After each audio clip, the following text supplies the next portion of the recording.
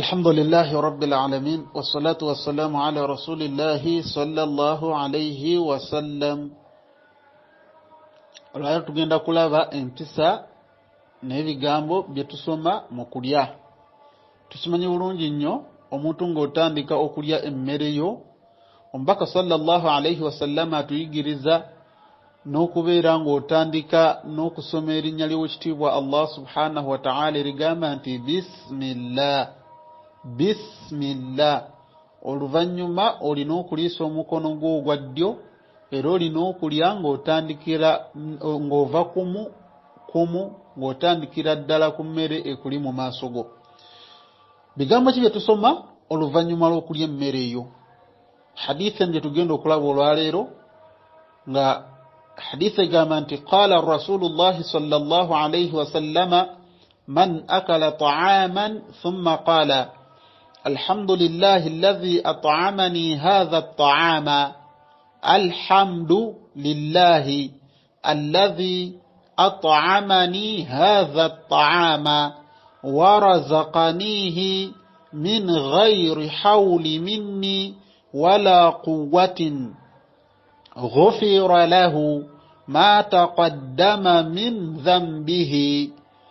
Omubaka sallallahu alayhi wasallama atutegeeza mu hadithi eno n'atugamba aba atuyigiriza mu bigambo bino biki bye tuteekeddwa okwogera oluvannyuma nga tumaliriza okulya emmere, kubanga tulabe mu kutandika tutandika okulya ne bisimillah. Oluvannyuma lw'okulya tusomerawo bigambo ki? Ye hadithi eno atugambye sallallahu alayhi wasallama man akala ta'aman oyo yenna mummwe abeera alidde emmere thumma qaala, mummwe baani? Amakulu abakkiriza. Man akala ta'aman oyo yenna abeera alidde emmere, na muffe abakkiriza, muffe abasiraamu.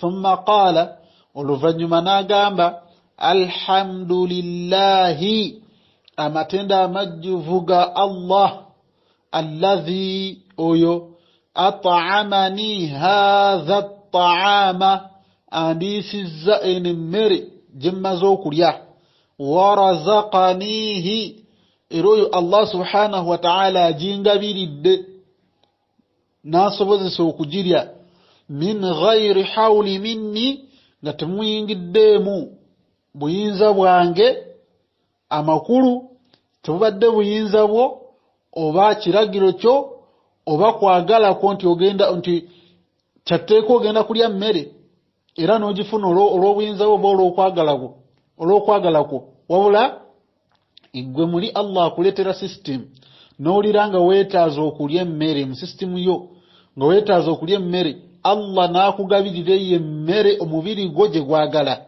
oba oteekeddwa okumwebaza. Kyetugamba nti min ghayri hawli minni, nga tetutadde mu maanyi gaffe, buyinza bwaffe, wala quwwa, wadde amaanyi, wabula Allah nga yakugabiridde olw'okwagala kwe n'okusaasira kwe gy'oli. Ghufira lahu ma taqaddama min dhanbihi, Allah amusangulako, Allah amusonyiwa amazambi ge yakulembeza nga tannaba kusoma dua eno.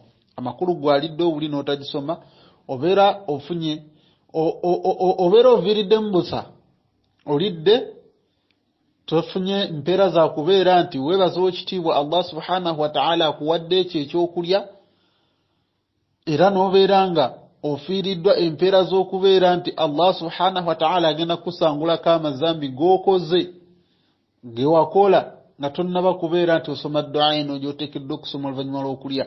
Omubaka sallallahu alayhi wasallama yatwagaliza era tusaba ekitiibwa Allah subhanahu wa ta'ala amusiime, tusaba ekitiibwa Allah subhanahu wa ta'ala amusiime, era tusaba ekitiibwa Allah subhanahu wa ta'ala asse okusasa n'emirembe ku ye, kubanga yatusomesa n'atulaga wa tuteekeddwa okwenyagira, biki tuteekeddwa okubeera nga twenyigamu tusobole okwenyagira kuno kusina ku akhira. Olidde emmere, emigaso gyonna gyonna giyiddamu ggwe, just kwebaza weebaza, Allah n'akusangulako amazambi.